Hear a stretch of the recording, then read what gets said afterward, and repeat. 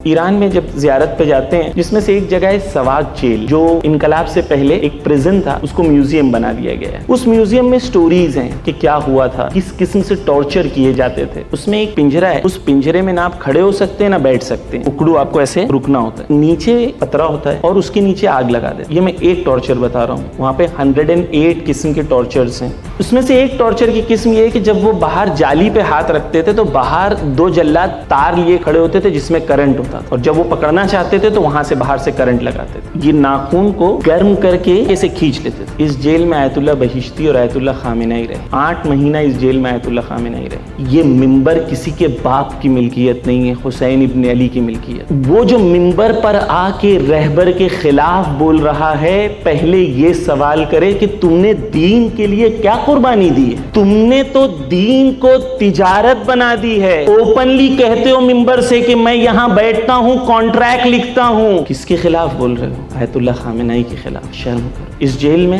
قربانی دی ہے، 2 بار جان پہ حملہ ہوا ہے، 1 ہاتھ سے مجروح ہیں۔ کیا کیا آپ نے؟